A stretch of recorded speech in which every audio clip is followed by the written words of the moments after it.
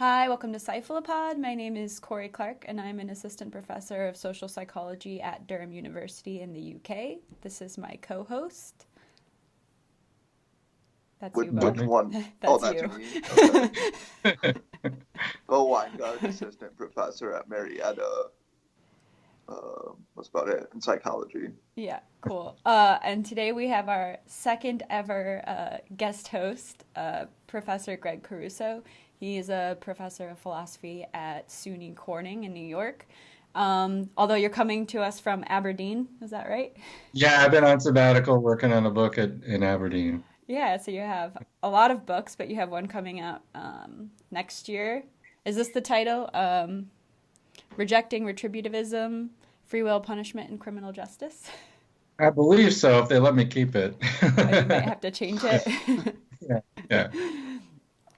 So we're going to talk about free will and moral responsibility.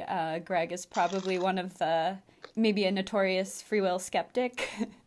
hmm So maybe you want to get us started by telling people why they should stop believing in free will. What is your elevator pitch to convince people not to believe in free will?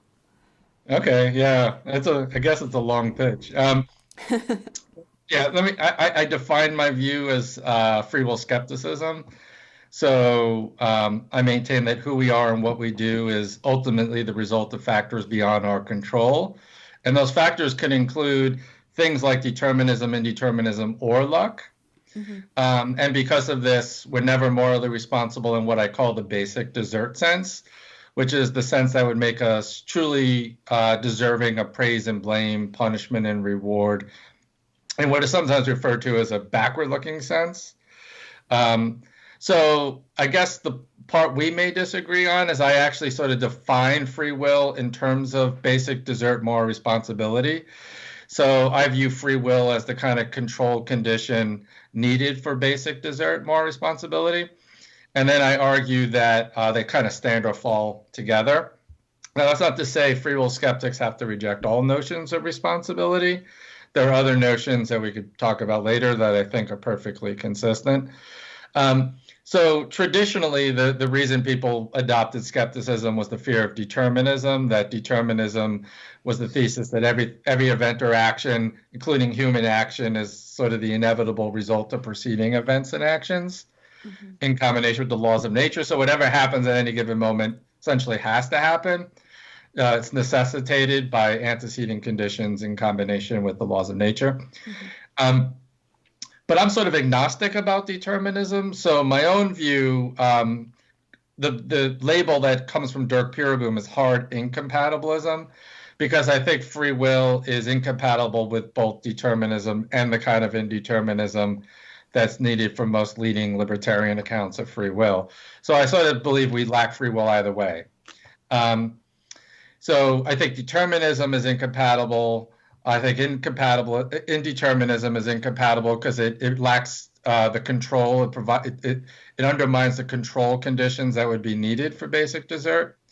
But I also think there's sort of an independent argument developed by Neil Levy that suggests that whether the universe is deterministic or indeterministic, luck, the pervasiveness of luck, is also a threat to free will. But what do you mean by luck exactly, though? Yeah, so there are kind of famous distinctions that were made by Thomas Nagel, but really you only need two. The two that Neil Levy discusses are what he calls constitutive luck, the kind of luck that makes you the individual you are, the luck that sort of like lottery of life, circumstances into which you're born, poverty, war, economic status. Those are conditions that are really matters of either good or bad luck. Mm-hmm. And they can have formative effects on one's character and individual, their psychological predispositions, those kind of features. So that's called constitutive luck, the kind of luck that makes us the agents we are with the particular kind of psychology that we have. And then there's what's called present luck, which is luck at or near the time of the so-called free action. And present luck could include any indeterminism you want to sprinkle in if you're a libertarian, and that causal chain leading up to action. But present luck could also include situational features of the environment, things that could impact our moral deliberation, what kinds of reasons come to me at that particular moment, whether my mind wanders or doesn't wander, what reasons become morally salient in my deliberation. And, you know, the situational literature, the color of the wall, the circumstances in which I meet someone, the environment could have influences on my present decisions in ways I'm unaware of, and those would be byproducts of luck. And then the argument is that the combination of constitutive luck and present luck swallow all. Mm-hmm. And luck, just like determinism and indeterminism, is a feature that would be beyond the control of the agent. Agents don't control matters of constitutive luck or present luck. So the basic one-line, thesis is that, who we are and what we do is ultimately the result of factors beyond our control, which could include random indeterminate events, could include the fact that what happens is the only thing that's causally necessitated to happen, or factors having to do with constitutive or present luck. So I run sort of different independent arguments based on. Pretty much, no matter what anyone throws at you, it doesn't make any sense with free will. To put it is, I think that I look at the other views, the compatibilist views, the libertarian views, and argue that they each fail for different reasons. Mm-hmm. And as a result, the most rational position that remains standing, the default position, is free will skepticism. And then so you run independent sort of arguments against the other leading accounts. Right. Yeah, I think we probably agree with you there. We would maybe use different terms, like, I don't know if I would call it luck, but yeah, people obviously, they don't choose their genes, they don't choose who their parents are. These kinds of things get the ball rolling on the kind of person you are, and then presumably that kind of luck or that level of luck also affects everything that happens later on. So whatever you would call present luck would be influenced by constitutive luck or something. And anything that's not the result of constitutive luck is often the byproduct of what we could call present luck. Because, even if you're a libertarian and you think those antecedent factors, genetics, environment, don't causally determine one's current psychological states or deliberation, well, what you would be introducing is some indeterminate feature, which would be a byproduct of present luck. Because that luck would be, part of that proximate causal chain leading up to action. I mean, the best way to see how indeterminism doesn't help is just to kind of imagine a case where someone's deliberating about two outcomes. Like maybe you have to decide to go to a meeting on Monday or call in sick because your best friend is in town or something. And you have good reasons maybe for doing both, right? Like this is the only time your friend's going to be in town for the next couple of years. And you have good reasons for going to the meeting because, it's important to projects you're working on or something. And then you're in this process of deliberation. If true indeterminism were the result, were responsible for what outcome occurs, then it doesn't seem that the agent has the control and action required for blame and praise and punishment and reward. Because you could imagine rolling back the tape and replaying it, and you would end up with different outcomes if it were genuine indeterminism that was at play. And that's not the kind of control and action we think agents have when we hold them accountable for their actions. So even if you had reasons supporting either outcome, even if you had intentional explanations for why you chose A or chose B, it would still lack that kind of control condition I think is required. And then if determinism is true, then it just seems that whichever outcome you choose would be a byproduct of those features of you as an agent that are caused by factors that are, go all the way back. Right. Yeah. It feels to me like if people can do this one of two different things, holding everything constant, then whatever choice they make, I think would have to be random. Like, is that the only way to think about it? Is charged. I mean, people like Robert Kane argue that it wouldn't be completely random because the agent would still have reasons that could be appealed to in explanations for why you chose A or B. So let's say as a byproduct of a random quantum event, you chose to call in sick. You would still have an explanation for why you called in sick, because there are these reasons why calling in sick and spending the day with your friend. But I don't think that captures, sometimes philosophers put this in terms of settling. It doesn't explain how the agent is capable of settling which outcome occurs, even if they have reasons for backing either outcome. The agent lacks the control required to settle which of those two outcomes occurs. And in that sense, it seems to be random. Yeah, something has to propel you to make one choice or another. I guess they would just say that's coming from the self, though. That's coming from the will. Like your free will is the thing. Well, so it depends on which, yeah. So there are what are called event causal libertarians who just posit indeterminacy at the level of events. Mm-hmm. So they think this is totally consistent with naturalism. Yeah. And the, physicalism or commitments of current scientific worldview, which is that all you need is physical events happening. Imagine it like a quantum level. But if there's some indeterminacy involved at that level, they think that be capable of preserving free will. And then you run the kind of argument I just ran for why that wouldn't. And then there are those who are agent causal libertarians who say, actually, what you really need to capture the control condition that's required is agents have to be causes.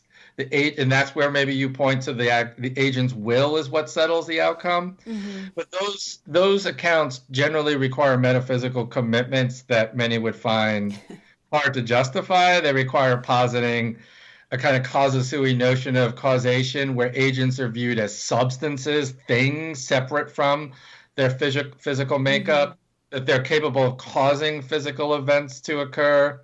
As Robert Chisholm famously put it, and he was one of these agent causal libertarians, he says you would have to have a prerogative that you would only attribute to God. That is, you would have to be capable of being like an uncaused cause, right. Capable of causing your own actions, but not being caused by it. And other libertarians like Richard Taylor even acknowledge like these are strange metaphysical conditions. He says, I think it's like almost a direct quote. He says, it requires two rather strange metaphysical notions that you would never posit anywhere else in nature. And then he later goes on and says, I wouldn't blame you if you just wholly rejected this notion outright.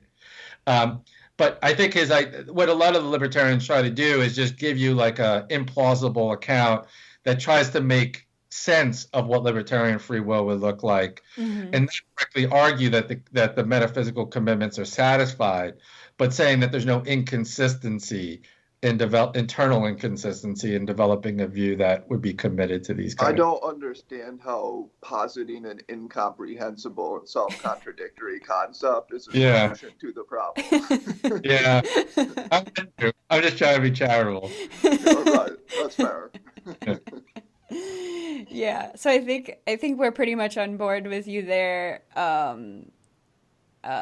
But so, and I think maybe I won't speak for Bo. I'll just speak for myself. Like, I think that probably everyday people would have this intuition that if they could really get themselves to drop the idea that people have free will, and I'm not convinced people are capable of doing that. I think probably it's not even easy for philosophers to do that. Like, you probably still feel like you make choices, and you probably still get angry at people, and you probably live your life like almost any other human who does believe in free will. Is that not true? Do you... I'll say a couple of things about that. Go ahead, finish. Yeah. Well, yeah. So I think like if people were really capable of getting rid of that, then their intuitions about moral responsibility would have to shift as well.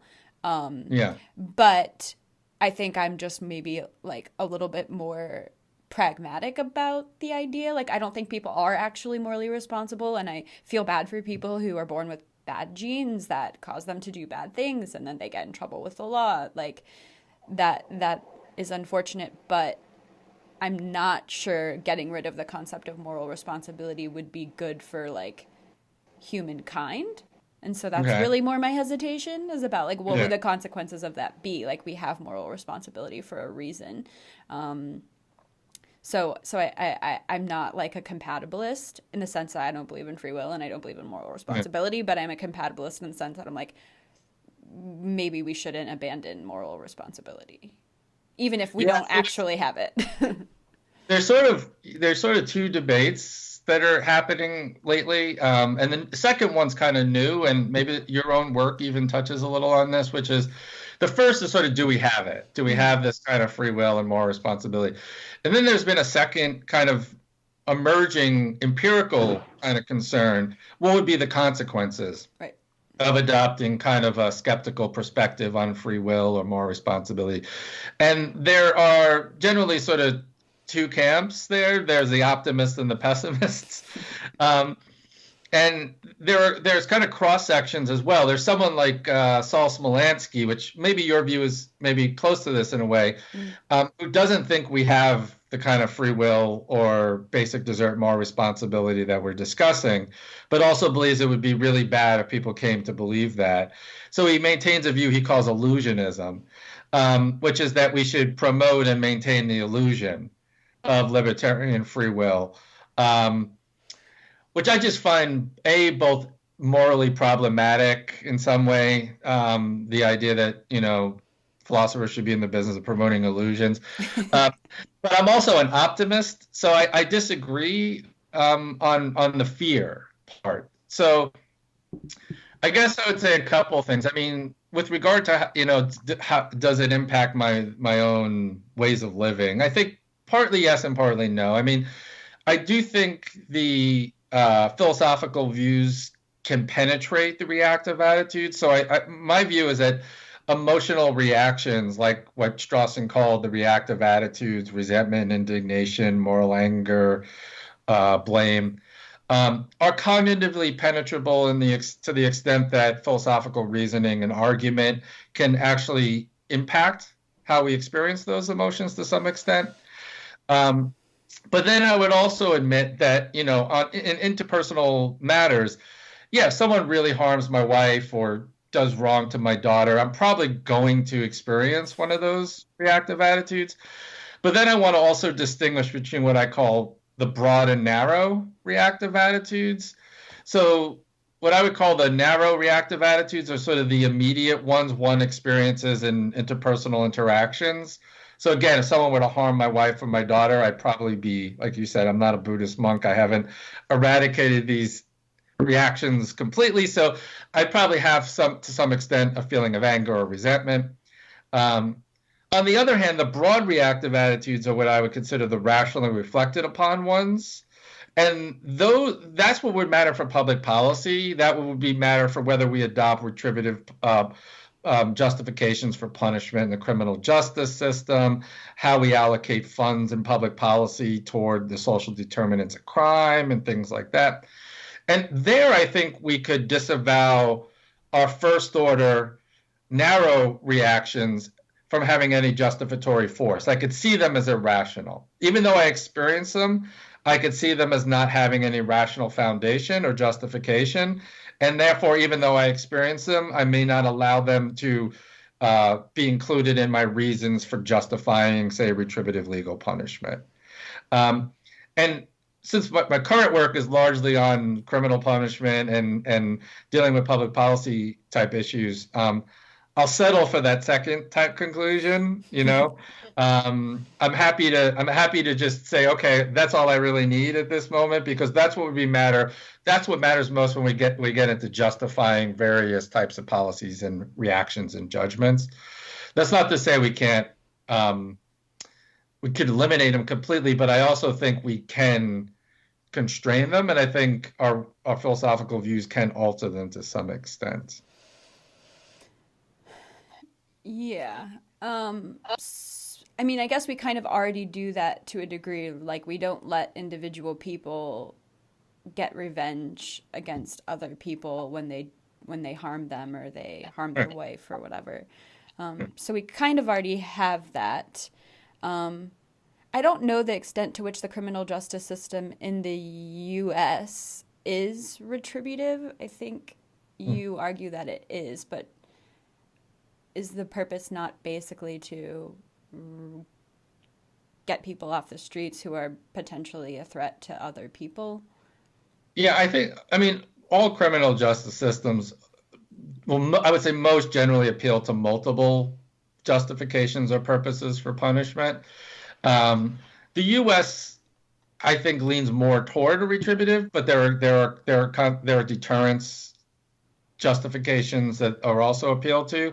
But the American Law Institute recently revised the Model Penal Code, and they sort of doubled down on retributivism as the primary justification and made all these other sort of forward-looking justifications secondary to the retributive one. And there are rulings in the Supreme Court that posit desert and different court rulings and different state. Each state sort of has a criminal code that lays out its purpose section, and many of those purpose sections include desert as one of the primary justifications for distributing punishment. So what's like an example of what the text would say if it's about desert? Well, one example is just how the Supreme Court has decided on the death penalty, for example. They've concluded that the death penalty's primary justification is retribution and retributivism. So there's a sort of acknowledgement that it's no longer cloaked in the idea that this deters individuals from committing murder. And the Supreme Court has ruled that justification for the death penalty is primarily retributivism. So the idea would be, even if it has no forward-looking benefit, even if it doesn't serve in deterring crime in any way, it would still be justified, as long as you find that kind of justification compelling. Not all retributivists, by the way, support the death penalty. But the idea would be, if you're going to justify it on the grounds that, say, the Supreme Court does, you would generally appeal to a retributive type rationale. Are you agreeing with all this, Bo? You're never this quiet. No, I have a lot of thoughts, but I was just hearing this out before I express them. I will say, just to jump back in, though, I will say, like, 3 strikes or outlaws and mandatory minimums and those kind of things, they were largely justified on consequentialist grounds and deterrence grounds. The idea was, if we had, really strict, universal sort of, principled punishments for three felonies, that would deter individuals. Nobody will do 3 felonies. But actually, in my book, I argue both against those kind of justifications as well as retributivism. But the idea against those is not that they're inconsistent with free will skepticism. It's rather that they have their own set of moral problems that they run into. And so my view is viewed as an alternative even to sort of consequentialist approaches to punishment.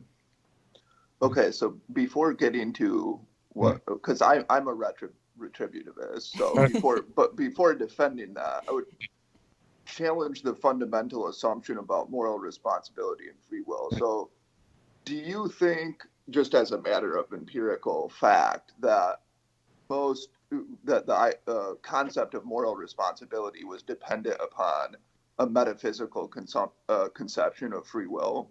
Because it seems to me like, if we go back and we look at legal codes that make distinctions between responsibility and acts that you weren't responsible for, or distinguish between insanity and insanity, they didn't require a metaphysical belief in free will, right? No, not those. So I think that you generally get 2 kind of things going on with. So there's excusing conditions in the law that make exceptions, and things like self-defense, insanity would be examples. Right. But what I want to avoid, so just to kind of use Strawson's framework of the reactive attitudes again, he sort of makes it the case that, well, you can at times take the objective attitude, he calls it, where like you view someone as broken, and then you could treat them sort of as a means to an end to some extent. But those are cases where they lack competency, or there's some kind of lack of reasons, responsiveness, or incompetencies due to mental illness or Alzheimer's or something. What I want to avoid is what Bruce Waller calls excuse extensionalism, where the only way to get people off the hook or to mitigate their responsibility is to make it look as if there's something wrong with them, that they lack, that one of these excusing conditions would apply in that particular case. Instead, I'm a global skeptic. I think the whole moral responsibility system is unjustified. So I think that even normal reasons responsive agents fail to meet the standards that would be required, the kind of control that would be required. So I guess my question is, who's requiring this? Because it seems as though humans have used concepts of moral responsibility probably for thousands of years. Yeah. And it's relatively recently that philosophers have made arguments that maybe humans actually aren't morally responsible in any comprehensive way. And I guess the question that I think that raises is who's saying what counts as morally responsible? Like when I say you deserve to be punished, who's making the sort of features that you would require to actually deserve that, right? Yeah, so I've written an article trying to defend this claim that it's basic desert that matters. And I give a couple, one is to actually look at the historical problem and I actually is co-authored with a friend, Stephen Morris in Staten Island. And so he argues, we both argue that what's been of central philosophical and practical importance is this particular kind of conception of moral responsibility we call basic desert. And you could look at that by just seeing what the historical debate has been generally focused on. A second reason we argue is that if it's not this, it's really hard to see what the debate is really about. Like, what are we disagreeing about? Because, like, for example, I had this recent debate with Dan Dennett on Aeon magazine. Yeah. And Dan is sort of like a forward-looking consequentialist about why we should preserve the concept of moral responsibility and desert. Whereas I sort of say, like, well, that's not really what we're arguing. And if that's what we're arguing, it's very similar to what the free will skeptic argues, because you could appeal to consequentialist justifications for certain practices, and that be consistent with the denial of free will. So that can't really be what we're arguing. Right. A third reason to sort of think it's important is I do think there is some empirical support in the ex-fi literature and the social psychology literature as well, that folk psychological intuitions generally see these two concepts as kind of connected. So there's like the Azim Sharif et al. Kind of paper where he was basically able to show that the stronger the belief individuals had in free will, the stronger their punitive responses and the more responsible they tend to find individuals. I'm a co-author on that one. Oh, yeah. And your work as well. And in cases of manipulating people's beliefs by reducing the belief in free will, it actually reduces their punitive responses and their desire to blame, which seems to see that they see these as kind of connected. Yeah. Now, they might be connecting something else. But it does seem that there's a connection between seeing individuals as free and seeing them as worthy of blame and punishment. And then the last thing is just to use intuition pumps to try to see if it's the case. So one thing we come up with, and I'm rethinking whether this is the best intuition or not, but one analogy was imagine like an afterlife scenario. It's hard because I don't want this to be like a theological question. I just want it to be like an intuition pump, right? You don't have to believe in God. Right. And imagine that there's some character legislating and defending individuals, like a Clarence Darrow type figure in this afterlife, right? And let's say we have two agents, and we'll call them Maya and Marina, right? And let's go with compatibilism. Let's say that in both universes, universe A and universe B, everything is determined from the Big Bang on, right? So in universe A, everything has been set up since the initial conditions in the Big Bang, such that, centuries later, Maya steals her car on her 21st birthday. And so everything has been set up such that the laws of nature and causal chains, and they also lead through the agents, so they satisfy all the compatibilist conditions. Maya steals the car because she wants to. She approves of her desire to steal the car, but everything is determined, right? And in universe B, the universe is also determined, but this is a different universe, and so the initial conditions were such that from that Big Bang on, it turns out that Marina, on her 21st birthday, gives, $1,000 to a charity. And now I want to wonder, in the afterlife, would there be any justification for treating Maya and Marina differently? And I don't need eternal damnation, right, or some eternal punishment. I'm just talking about any difference in treatment between judgments, attitudes, practices, whether punishment, reward, blame, praise. And part of my intuition would be, well, partly what I want to say is that's what matters. That's the kind of debate we're after, is because what I want to screen out is any forward-looking benefit. Like we're supposed to imagine there'd be no benefit to punishing or praising Maya or Marina. Right. There'd be no benefits to forward-looking moral formation. Let's say characters are set in the afterlife, right? There'd be no reason for deterring others, right? Because this is just an afterlife kind of case. No one else would be affected by the praise or blame. Are we justified in treating them differently? So what I'm trying to do is like narrow down on the purely backward-looking feature, and say like sort of that's what we're after when we're talking about the kind of free will that would be needed to justify those different reactions. Yeah, so this is where I think things get so complicated, because clearly our moral emotions evolved precisely because they did help us affect other people's behavior. And now what we're trying to do is do this very abstract thing where we suck out that, and then we say, well, what should we do? So here's a different intuition. I'm sure you're very familiar with this example, but the person who violently rapes a woman, hits her over the head with a rock, kills her. While he's fleeing, he trips and breaks his spine, breaks his back, rendering him completely immobile and incapable of committing any other crimes.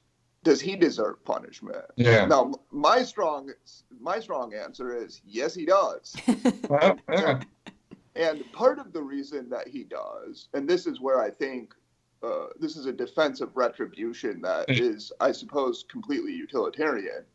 People want it. The victims want punishment. They want the person to be punished. And I think that their desires are every bit as legitimate as anybody else's. Yeah, but then if you could convince them that was not rational, then that falls. Sure, so basically, if Gregg could convince the world to adopt his perspective, then there would no longer be a justification. Yeah, I actually have two replies to that. I mean, one, I think even the retributivist doesn't want to make this about revenge or motivated by anger to some extent. So I think the retributive, maybe you do, yeah. But I think that the retributivist would even probably want to say that it's about deserve. This individual deserves it, even though they may not to harm anyone else. Right. But two things. I mean, one, I don't think that the people's desire for retribution is providing what is needed in terms of justification, separate from, say, the desert, because the idea would be like, what if, someone stole something from my house and I really wanted them to have their hands cut off? I mean, even a retributivist who appeal to some kind of principle of proportionality would say, it doesn't matter whether I don't give the victim what they really want in terms of satisfaction. Right. I'm not violating their rights by giving them less punishment than they want, because what they want is actually not justified. It's disproportionate punishment. So even this would say that the justification isn't based on what the victim wants per se. Right. So I think it's partially based on what the victim. So if victims didn't care at all, then we wouldn't have as strong of a desire to punish people, I don't think. But I agree with you. You can't just say, oh, I wanted my daughter's rapist to be brutally tortured in public for 24 hours. Yeah, sure, we're not going to satisfy that desire. Well, the one thing I would say again is that I don't think that's providing what's needed for the justification. But the second thing is I actually question what victims actually want. So sorry, I'm in my office and I normally wouldn't grab a piece of paper, but hold on. There's this really good study I was writing about that came out from the Alliance for Safety and Justice in 2016. And they actually surveyed victims of violent crime and see what they actually wanted. And I was pleasantly pleased to see what the results were because they come out very close to what my theory of what I call the public health quarantine model proposes. So I'll just read a few of these. By a 2-to-1 margin, victims preferred that the criminal justice system focus more on rehabilitating people who committed crimes than punishing them. By a margin of 13-to-1, victims preferred increased investment in schools and education over more investment in prisons and jails. By 10-to-1, victims preferred increased investment in job creation over more investment in prisons and jails. By 7-to-1, they preferred investment in health treatment over prisons and jails. And then if you go on, 6 in 10 victims preferred shorter prison sentences, more spending on prevention and rehabilitation. 7 in 10 preferred the prosecutors would actually listen to what the victims wanted and not seek tough on crime solutions in all cases. And part of what I would argue is that what victims seem to want more than anything else is that someone else not be victimized. That's really interesting because Bo and I debate all the time, like how much people enjoy punishing other people, and I have this idea that it's people don't like maybe they want to do it, but then once they do it, it's actually not so fun and it's not as satisfying as people expect it to be. But I'm wondering, in the case of those victims where they're saying they want investment in all of these other things, rehabilitation, are they potentially are just miseducated about what would actually work, right? Like, we don't know what we could do to stop people from committing crimes. We know, like, some things we can do to help a little bit, but we don't know that. Sorry? I mean, I think we do know a lot. So one component of my alternative to retributivism is this public health framework and approach. And I've done a lot of research on what are called the social determinants of criminal behavior, and programs that actually focus on prevention that address those social determinants have been really effective. So I'm here in Scotland at the moment, and Scotland in 2015 was designated the murder capital of Europe. Glasgow was actually the murder capital, but they had a really high outbreak of crime. A lot of it having to do with knife crime. So at its peak, there was 1,000 facial stabbings a year. In 2000. Facial stabbings? Yeah, stabbings and slicings to the face. And what they did is they decided to adopt a public health approach to addressing the crime problem. They looked at what the causes were. They identified some of them pretty funny and interesting. Like they identified toxic masculinity, alcohol, unemployment, and a number of different components. Then they adopted preventative programs. So some of them included going into schools and providing educational programs on knife crime. One was in emergency rooms when individuals came in with knife wounds. They were immediately given social services to figure out what the causes and circumstances around that injury were. If it was due to unemployment or drug addiction, they were connected with services for addiction, for housing, for employment.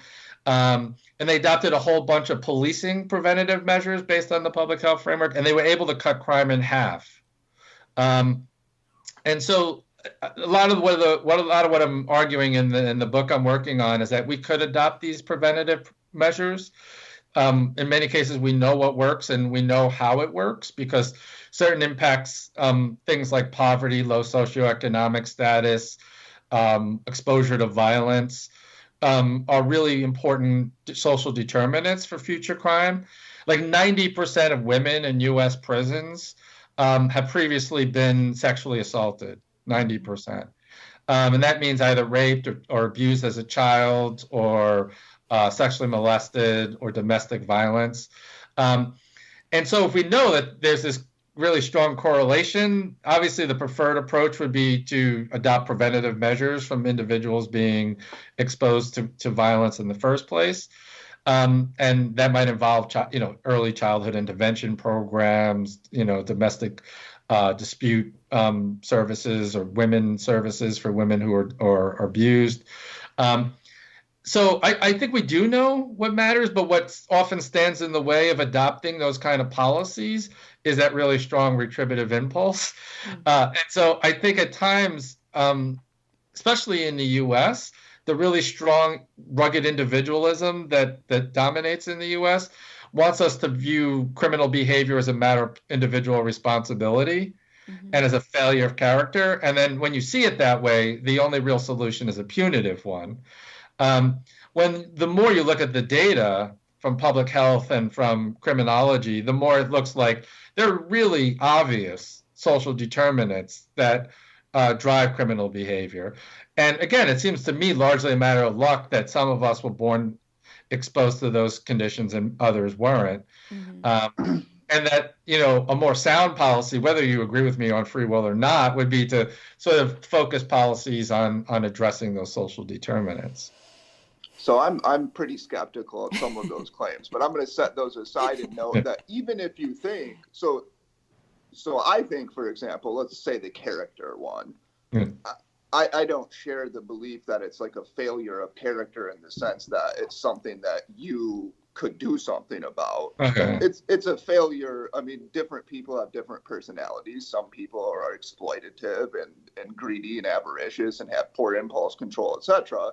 Those people will do things, and one way to so we would both agree, right, that incentives matter, and so the very language of moral responsibility affects people's behavior. Do you think? Yeah, no, I do, but I think there are other conceptions of responsibility that might be able to do some of that forward-looking work. Like, there's no reason free will skeptics can't hold on to what's called attributability, where we attribute various properties or character traits to individuals. Sure. Also, answerability, it's a little bit more debatable, but there are forward-looking accounts of free will skepticism that say answerability is a kind of responsibility where we ask people what are the reasons why they made the choices they made. They give reasons. If they discover that part of why they did what they did was due to a moral failure of their own, they could recognize that failure within themselves and agree to work towards changing it, moving forward. That kind of a forward-looking approach, at least Dirk Pireboom has argued, is consistent with free will skepticism. Take charge responsibility is the kind of responsibility where, like, I agree to run a committee, a search committee, or throw a party for a friend. That's a kind of role responsibility, a take charge responsibility, where having taken the duty as chair of this committee, I have certain obligations to perform certain acts. Those, I think, are all consistent. The kind I reject is the notion that individuals are accountable in the basic desert sense, in that kind of purely backward-looking sense that retributivists want to justify punishment on. But I think that if we could make use of these other notions, that we could still, engage in kind of practices that are geared toward moral development and creating good moral character in individuals and morally raising our children. And I think that those kinds of exchanges can still be made sense of. Also, you don't have to throw out all the reactive attitudes. It's just those ones that depend upon free will. Dirk Pireboom has argued that you could have, replacement attitudes that might work just as effectively in some cases. Now, I think Cory would disagree with some of that. Like, instead of blame, maybe disappointment can work in some cases. Like, showing disappointment in your choices. Well, that's one thing is, like, do you think that there are some things that we don't want people doing that people aren't doing because they don't want to be morally shamed? Like, there are behaviors people don't engage in precisely because they care about their moral reputation. And if you take the moral reputation out of the equation, would then, and I'm not, like, I think it's hard to do with criminal behaviors because we have sort of said, okay, that's dealt with, the state deals with that, individual people don't deal with that. But then there are other things, just like the way we interact with people socially, that aren't necessarily criminal behaviors, but they're behaviors that we don't want people doing, and we discourage those by judging people. And people then don't do those behaviors because they don't want to be judged. Yeah, no, I mean, I do think that is part of the current set of practices. And then I guess, again, the two questions are those practices justified? Mm-hmm. That's the one, and I'd argue no. And then the second is I think more a question that you're interested in, which is, are they instrumentally valuable? Could we live without them? And again, I think I might want to separate the issue and say, like, well, in some cases, I might still have those judgmental reactions, but I could also see that from a larger perspective, they're not justified, those kind of reactions. I mean, you're right to say, evolutionarily speaking, these kinds of emotional reactions have probably been developed to serve certain purposes. But I would also suggest that, not everything that's evolved evolutionarily speaking makes it justified. Sure. There are plenty of emotions that, evolution has probably instilled us with that we would rather not have instilled in us or don't think actually are helpful or beneficial. Right. But for that matter, justified, yeah. And then the second is I wonder how much of it, I mean, this is just like a thought experiment I haven't quite fleshed out. But I also wonder how much of it might be, I might question the underlying assumption that there's this kind of universal evolutionary story that could be given for all the reactive attitudes. So I haven't done the legwork on this, but let me just throw out an idea. I've been meaning to sort of develop this into a kind of paper, but I've just been too lazy. And the title of the paper would be something like The Weird Moral Psychology of Straussonians, where the weird is the social psychology notion that you might be familiar with. Weird referring to Western, educated, industrial, rich, democratic, right? And the idea is that all these social psychological studies have been done at Harvard and Yale and Stanford, and then we make these universal. Okay, yeah, nowadays, but back in the day, and we make these universal claims about human nature, but we've been largely studying weird populations. Yeah. Weird in two senses: they're primarily Western, industrial, rich, democratic, populations, and two, they're weird because U.S. graduate students are largely historical anomalies in terms of like human nature, right? Right. And so one thing I might think is that when we make the assumption that we can't live without some of these kind of retributive impulses or reactive attitudes, that we might be making a weird assumption that maybe it's a kind of Western bias to some extent. Because I think that I'm just sort of inspired here by the work of Owen Flanagan, where he's sort of argued that that if you look at different moral ecologies, i.e. moral systems that evolved in different environments, literally environments, to serve different purposes, they end up looking way different than our sort of set of moral practices. And that, I'm not judging whether ours are better or worse, but like one example, which I would think ours is better, but just as an example, is sort of honor cultures. They tend to be cultures where there's, very weak centralized control or government, where individuals have to carry out retaliation themselves. The victim actually has to. There's no third-party punishment. So if I'm harmed, I actually have to somehow retaliate, because if I don't, I look weak. And that just opens me up to future violations. And then there's the second part where it doesn't matter who I attack on the other side. It doesn't have to be the wrongdoer. Any member of the other group could be a legitimate target. So this happens in like the Hatfields and McCoys type conflicts.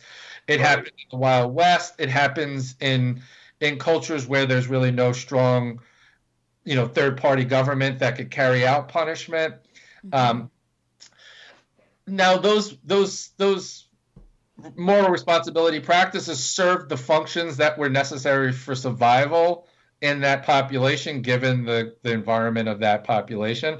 And I would think if you would look broadly, you might find that the reactive attitudes maybe are not as universal or don't serve the same function in these different moral ecologies that they serve in our set of current practices and our, very individualistic, third-party, sort of system of. I'd be shocked if we didn't have the most elaborated and philosophically sophisticated concept of deservingness, etc. Because my guess is, for most of human history, people didn't stop to think, does this person really deserve it? That's just not something you would ask yourself. Vlad the Impaler wasn't like, does this person metaphysically deserve what I'm about to do? So I think the part of the problem is philosophy is this weird thing where we we make things so rational that aren't rational. And so it's hard because I'm trying to think of like, okay, so the fundamental assumption, like folk intuition probably, is that we live in a world of agents, and agents are different from inanimate objects, and we treat agents differently. And a lot of the things that we do to treat agents differently, you could argue they're not rational in some sense, but it makes sense in this sort of like folk world that we inhabit. I'm cautious, and this is where I guess my conservatism shines through. I'm just cautious about intellectually undermining. So no, I agree with you. Like obviously there are certain emotions we have that are clearly maladaptive, and that we should hesitate to encourage them. But I'm just kind of skeptical about undermining our view of the world as full of agents, which are different from inanimate objects and important and like valuable ways. But I don't think I have to deny that assumption. So okay. Yeah, I mean, I think that all the distinctions compatibilists make between different kinds of control agents might have, reasons responsive versus non-reasons responsive, agents who are kleptomaniacs who approve of their kleptomania, those who don't, right? I think all of that matters, but it matters for different reasons. So, like for me, like think of a case like this. There's two women. One is a mom who gets a stomach flu, and she's sick all night with a virus, throwing up. But she decides, even though I haven't slept, I have to go into work today. It's a really important day, and she drops her two oldest children off at work, but forgets the infant who's in the back seat. And she gets to work, and the infant ends up dying because she leaves the child in the car. And then compare that to an agent who, with mens rea and premeditation, does the same thing, but stages it to look like an accident, right? But she really wanted to kill the child.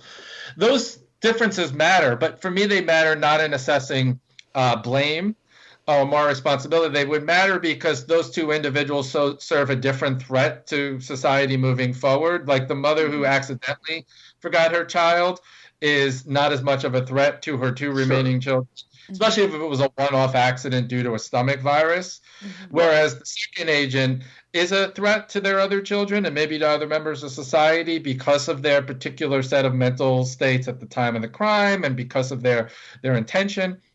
You can even imagine a third woman who's like the first, who accidentally left her child in the car, but she has a habitually negligent character. She always forgets where her children are. She doesn't pick them up.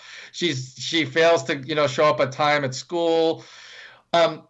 There's a case where I would say we could use attributability responsibility. We could attribute these character flaws, this negligence, to that third mom, where it's absent in the first mom, and that might matter because I think that you could argue that even though it was an accident, it's a character feature of her that her remaining children might be still in some level of threat because, she might be negligent in other ways that would cause them harm. And so maybe protective social services comes in and removes the children or something. So all these distinctions matter, but they wouldn't matter in the sense that I think any of the three are responsible for developing the characters they have. Sure. Yeah. But they matter in a forward-looking sense that would be important, and then they would matter in a secondary sense in terms of what types of rehabilitations might be most effective. Mm-hmm. So an agent who's reasons responsive would be responsive to different types of rehabilitation versus someone who has psychopathy or isn't reasons responsive. And so all of those kind of features matter. I don't want to flatten out agents from non-agents, and I don't want to just argue that there's not a distinction between voluntary and involuntary actions. I would just define a voluntary action in a more neutral way that doesn't assume free will. I would say that, voluntary actions are just actions that are the result of various conscious intentions of the agent that are part of the causal story, even if they're not responsible for having, developed those intentions. Because an eye twitch is definitely different causally than me making a cup of coffee. Choosing to make a cup of coffee. Like, those are two different acts. And the reasons why they differ matter, even on my account, but they wouldn't matter for assessing that one is free and the other is not. Here's a question. Let me give you here's like, I think, a decent comparison. So let's take infidelity. So there's an empirical reason, an evolutionary reason we concern ourselves with infidelity. We don't like it. But we evolved just to not like it, right? And so you could say, well, imagine this scenario where all of the things that actually we sort of evolved not to like are missing. So the person's not going to leave you, they can't have a child, et cetera, et cetera. It's not going to undermine your relationship. And then you try to tell somebody, you should be okay with that, because none of these reasons actually pertain anymore. And my concern is, even if you want to tell people that, which I'm not sure that we should, it's not going to matter. I mean, at the end of the day, the only people who are going to find these arguments compelling are people living in a world of 120 IQ and reading your philosophy book. And they're like, I just don't think they matter. They still matter. And like the example you use reminds me of the famous, you guys are aware of the example of John Hyatt with incest, right? Yeah, exactly. And so he isolates the kind of icky experience aspect, right? So it kind of designs the case so that none of the reasons people can give for why they oppose it are actually reasons, because they use extra protection, it doesn't affect their relationship, et cetera. But that does show you that what might be playing a role might be more emotion than reason, or how much we might factor these kind of things into justifications for the practices versus the fact that we nonetheless are going to have that reaction. But I also wonder, again, though, how much of those is sort of the weird thing, again, where there might be different moral ecologies have different practices. So I don't remember, because I'm not an anthropologist or a sociologist, but I do remember reading about a culture where women were the sexually dominant members of the society. And in this particular case, mothers would take on practice husbands for their daughters. So they would take on young men and basically groom them to be good husbands for when their daughters are ready to be married. And that included everything, including having sexual relations with these young men. And it wasn't viewed in the light of infidelity or polygamy and the kind of reactions we might have in our society. This was just considered natural in this particular culture. And then when the women... But do we know that they liked it? Like, I'm pretty skeptical of that kind of stuff. I mean, like, James, like many people have looked at polygamy, for example. Even in cultures in which it's reasonably widely practiced. I mean, it's not widely practiced because it's only a small group of men who can engage in it. But where it's considered perfectly okay, the women, the co-wives, generally have a lot of conflict and jealousy with each other. I mean, I'm open to it. I'm just pretty skeptical that you're going to find a society in which husbands enjoy having their wives have sex with other people. Like, I don't think that's... I would be skeptical too, but I wonder if that's just because I come from this system, not that system. I mean, the other thing you mentioned earlier, though, I think seems like we might have some agreement, where you said, like, if you look at the long history of our practices, it's unclear how much desert was really the justification for punishment and even murder, and when you look at ideas like Bruce Waller tells a case of a group of people where someone gets killed, and the way that the group actually got past the death was to kill another member of the group. And it wasn't because that person felt like that they deserved to be killed. It was their way of dealing with grief. Somehow it made them feel better. And in one particular example, like, you want to kill this guy because the last guy who died was a shoe cobbler, and you say, well, maybe we should kill another shoe cobbler to get past the grief. But there's only one shoe cobbler left in town, so you say, well, maybe instead we'll kill the iron maker, right? Because we have three of those. It had nothing to do with desert. It just had to do with however they dealt with different various practices, which makes me even more dubious when retributivists and our current way of viewing the kind of moral responsibility debate is that it's all about desert. Whereas I think, that might be a more modern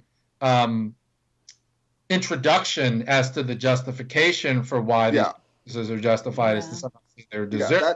That's exactly my argument. I made the exact same argument to Cory about this, about how people kill it was just perfectly acceptable to kill like the brother and be like, yeah, I got your group back. And obviously you don't think the brother deserved it in any meaningful sense, right? But wouldn't that be suggesting that our concept of like, it wouldn't be responsibility at all, but that people deserve to be punished when they, not only do they not have free will, they're not even like causally linked to the action. And then that would suggest that maybe people aren't these intuitive incompatibilists, and that they're just retributivists, and it's tied to nothing. It's just they're retributivists, and that's the end of it.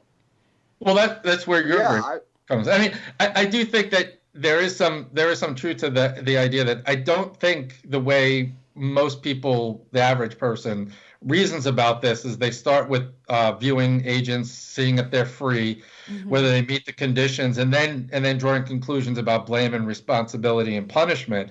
I think it often is the case that it's the desire to blame and punish that comes first, and then we adjust our rationale to kind of just make sense of it and justify it. Yeah, I've had to come to accept this as maybe just something that smart people do in like particular societies because they think they should. Like, they think they should appeal to something like free will. They think they should appeal to these like sort of, I don't know what you would call them, just any kind of like responsibility attribution. So like intention and well, I don't even think it has to be smart people. I think what happens is it sort of comes across in a lot of different bodies of literature. You know, in your work on blame and desire for punishment driving it is one example, but I think what we do is often we have a reaction and then we post hoc have to reconstruct what's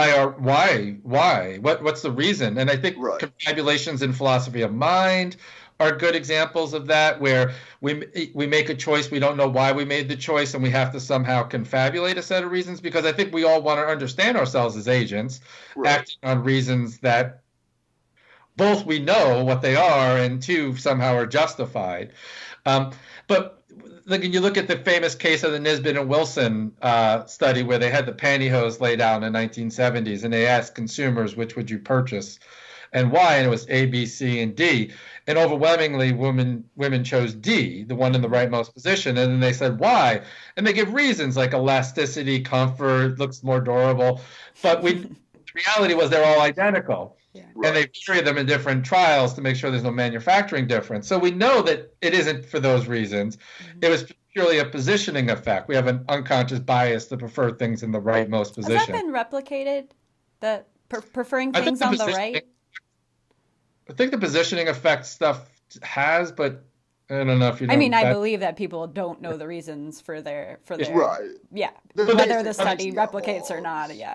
Yeah, this is an example, and then we have to explain to ourselves why I made that choice. And I think the same thing happens when we have the emotional reaction of wanting to blame or punish, and then we have to figure out why. Like why why do I what's the reason I'm angry? And then I attributed to control of the agent, the deservedness of the other agent. But in a way, that could be a kind of confabulation, very similar to what happens in, other aspects of our... I think it's important that it's not that you have to explain it to yourself. It's that you have to explain it in a social context, right? So, I don't know why I like steak or why it tastes good. And I don't think about it because I don't have to. I'm not required to justify that. You are required now to justify why you want to punish somebody. Yeah. And it's a very social thing where you have to give what are seen as legitimate reasons. And one is this just desert, or, the person, quote unquote, somehow deserves it in some sense, right? I have so mixed. I don't know. I don't have any coherent thoughts on this. I feel like you're starting to change your mind, though, maybe. I always change my mind. I mean, I do. The problem that I have is just that, like, I think we should. So I guess we all agree that we should treat agents differently from non-agents. And then, like, to me, deservingness is a feature of agency in the same way that respect for your dignity and not causing you suffering, etc. It's treating you as though you're an agent. So is deservingness, in that if you do something that violates some moral principle or a law in a society, there is a sense in which you deserve the punishment that you're getting because there's some sort of like social contract that we make as agents that will adhere to these principles. And that's the sense of deserve. It's not a metaphysical sense. It's not that. But you don't have any feeling of, but what if it's the fact that those features had nothing to do with your own making or the result of factors? Yeah, that just doesn't bother. Like, to me, it doesn't bother me that Ted Bundy didn't create himself. He's still. I guess I have this really strong.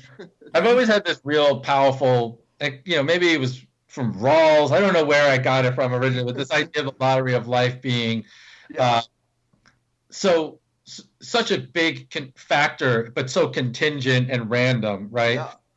Where, I sometimes ask my students when I talk about just morality in general, or I'm just getting into the section on ethics, they all have strong convictions that they would never commit murder, they would never steal, they would never do these kind of really horrific acts. But I'm starting to get the feeling that, people are capable of just about anything in the right circumstances, and that, if you were grown up in Rwanda or Darfur or some third world country where I shove a machine gun in your hand at 13 and I tell you either join our tribe and start killing the other group or go with them and try to kill us or try to stay out of it and then have your wife and your daughter and your mother raped and mutilated and your hands cut off. I think people are capable of committing atrocities and committing, acts that they wouldn't otherwise be able to do. But some people commit those things just the grace of go I to some extent, right? Because I could have just easily have been in that circumstance. And then it tampers down my desire to say that they really deserve it and I really deserve praise. Whereas I just don't have that strong intuition that's the case. I have a question. I wonder how. Oh, go ahead. Sorry. No, my question is, so I'm not convinced that we actually can convince people to drop the concept of moral responsibility. So in some sense, these conversations, they're happening here. But is this going to change the world? Maybe it will change the world. Can it change policy, though? Yeah, you can change policy. I don't know if you can change people, and I don't know if you can change their desires to morally judge other people. But my question is, if, let's say it is possible, would you be cautious about this sort of thing? Or if you could snap your fingers and tomorrow nobody would morally judge people anymore, would you do that? Would you want that to happen? Well, I want to, I'm going to dodge it a little bit. I want to be clear. I don't think you have to stop moral judgment in one sense. Like, axiological judgments of good or bad, right or wrong, I think still can stand. So like I could still say what Hitler did was bad, right? But you wouldn't say like he's a bad person necessarily, right? So I think that I wouldn't want to snap my fingers and get rid of those type of moral judgments, but I guess I would be less concerned about getting rid of judgments of anger and blame and backward-looking resentment. So you're not concerned at all about the consequences of that socially if that were to happen? They're more often than not counterproductive. They're definitely counterproductive sometimes, yeah. Yeah, and I guess I also just worry about the fear aspect of it because I try to think of analogies where people have the same attitude about free will skepticism, worries about its implications is very similar in my thinking to what people said about getting rid of God and morality crumbling, right? That we can't do that. Some of them were even illusionists about it, right? Just like Saul Smolanski in the sense that, look, I don't believe in God, but look, the people need to believe in God because if they don't believe in God, the whole foundation for why to be moral is going to fall apart. And it turns out that just hasn't happened. Like the more secular societies have come, it doesn't seem like those consequences follow. And well, Bo and I just had a paper come out showing that as religion has declined in some areas, homicide rates have increased. Now, of course, we don't know if that's causal, but it is possible that in some groups, believing in religion actually is doing something, and it actually is contributing to a better morality in those regions. I mean, your argument's the argument that can always be forwarded to a conservative, right? And I think it's a reasonable argument. It's like, you guys were worried about X, Y, and Z, and pandemonium didn't happen, right? Yeah.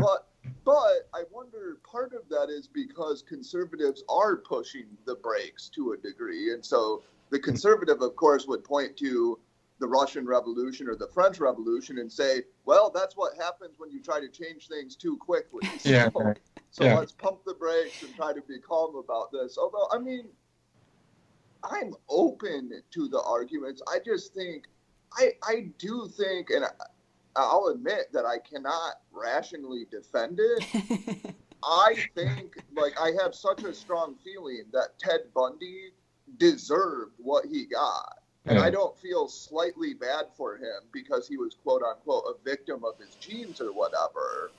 Yeah. And I could pretend that I have some sophisticated reason for this, but I really don't. It's just that's a human intuition that I have.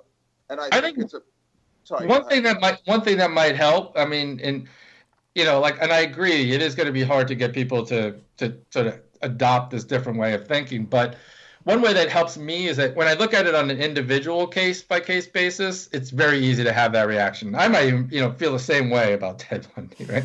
But when I look at it more statistically, or I look at it from the perspective of so some of the data I've been looking at really reinforcing this view I have that the line between criminal and victim, for example, isn't as black and white, good and bad as people tend to think. That in fact, the vast majority of those who commit crimes have been victimized their whole lives, really. If you look at the lives of individuals in prison, most of them have lived lives of trauma. Mm-hmm. So there was like a Boston reentry study, for example, that looked at prisoners who were leaving from only one prison in Boston, but they looked at violent criminals. Over 40% of them had seen someone murdered in front of them as a child. 40%. Over 65% had themselves been engaged in violence, fights, etc. in their community growing up. Mm-hmm. And then you just look some levels of abuse within the household, and you start seeing that a lot of it has to do with the fact that they come up with, in communities of violence. I mean, right, but we don't know that those experiences are what's causing it, right? Like, particularly in the abuse case, like people who are abused by their parents, they also have their parents' genes, and their parents are abusive, so they're going to be abusive too. It's weird to me, though, because it doesn't matter why they are the way they are. It doesn't, right? Really, because we would all agree, right, that nobody chose to be nobody was like, you know what, I get a choice about my life. I'm going to pick being a sadistic son of a bitch like Ted Bundy. That's what I really want for myself.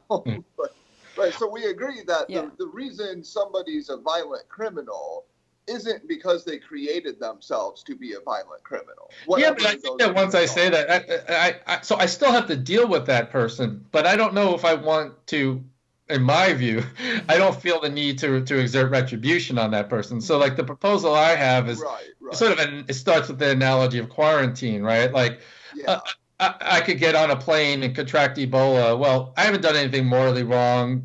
Just desserts and retribution don't seem justified. Right. But yet we could justify quarantining me because, the right of self-defense and protection of harm to others would license me to limit that individual's liberty, so as to prevent a pandemic.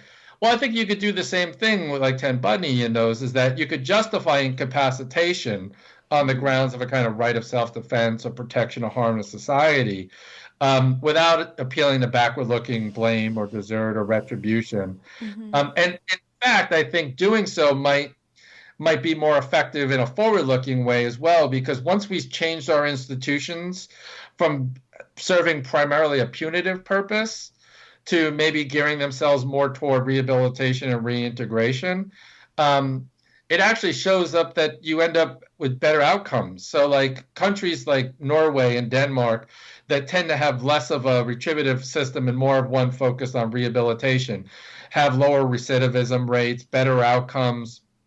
And one of the things they do is, so in my view, if individuals aren't deserving of punishment, even the institutions in which we house them should be designed differently. So like our prisons in the US and the UK are particularly designed for punitive purposes, Mm-hmm. They're harsh environments where when you look at the Norwegian system, they actually adopt something called the principle of normality, which, according to Norwegian law, literally states that the conditions inside prison have to resemble the conditions outside prison as much as possible. And so they humanize individuals. They don't, expose them to dehumanization and remove their dignity. They're given as maximal autonomy as possible that's consistent with public safety.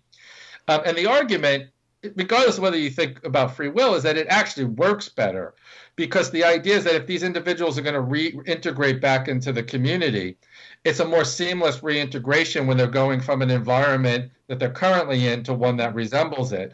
Whereas U.S. prisons, in a way, instill a kind of learned helplessness. They control every aspect of the prisoners' lives from the minute they get there, when they eat, when they go to sleep, where they could move, where they could go.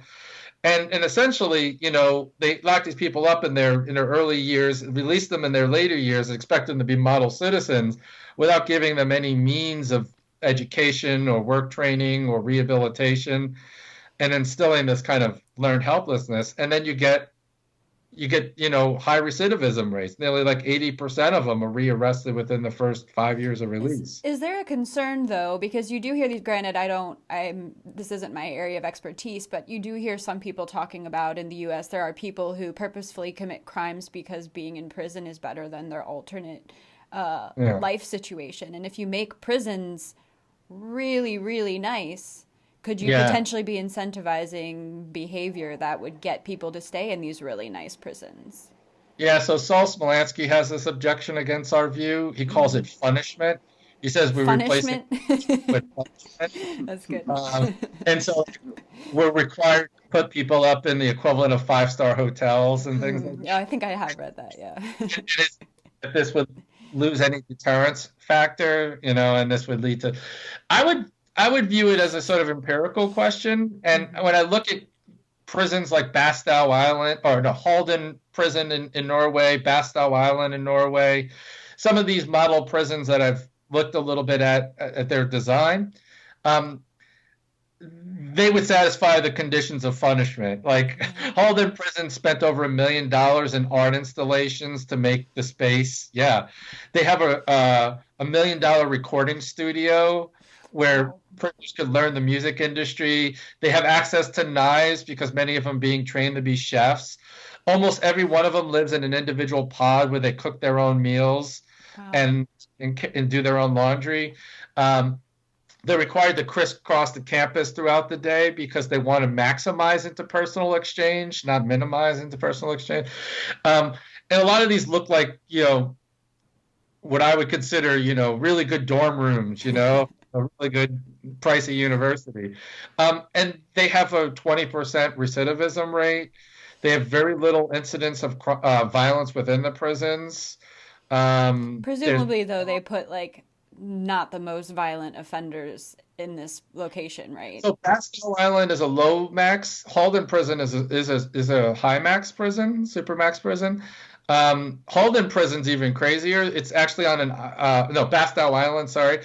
The prisoners run a ferry back and forth to the mainland all day long. And at the end of the day, almost all the guards go home. And they're left to their own device. No one's ever attempted to escape.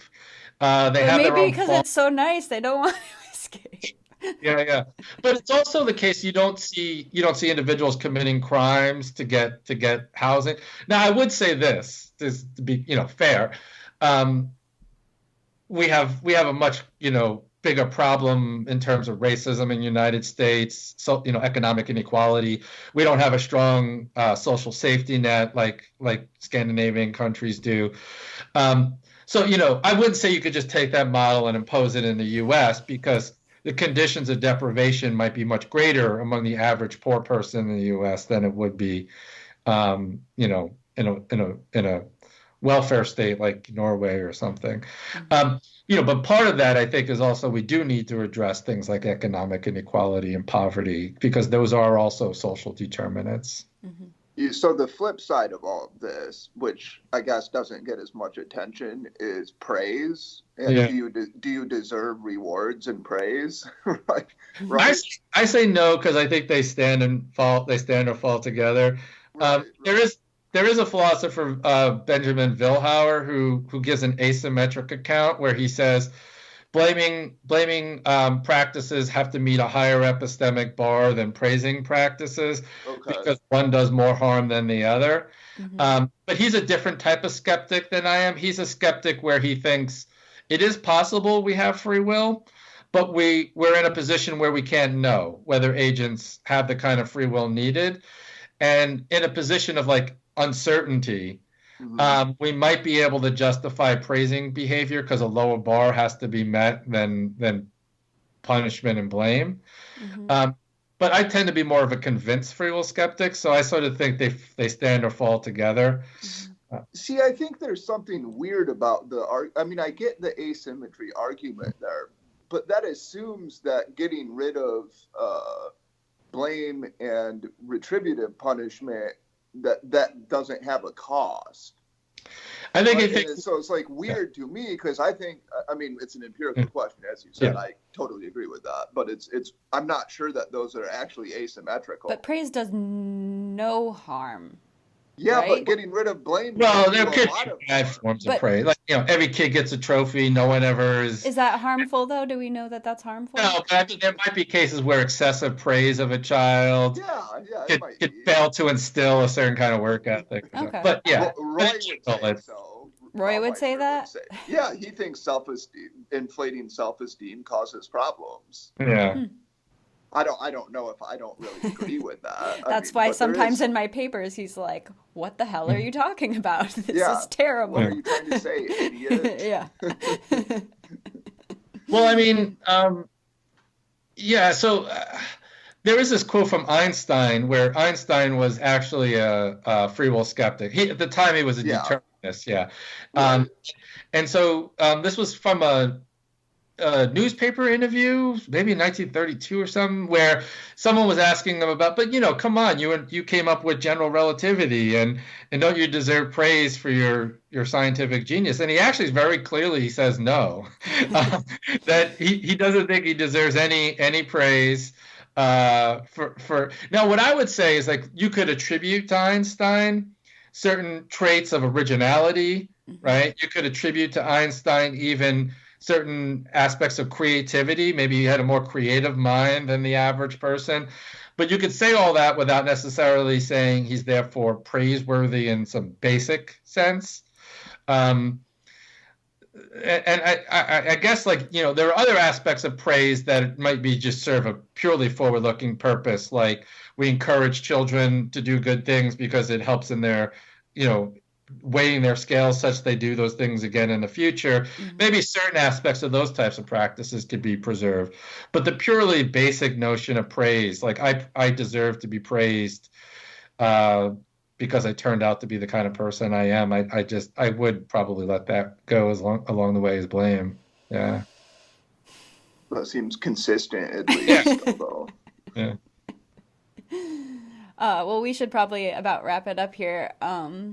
But thanks for coming on. This was actually a really good conversation. Really it was really fun, guys. Thanks for having me. I think I might have shifted my views slightly on this issue, so that's cool when that happens. You don't have to hang up, but I'm going to end the call. So okay. All right. Thanks.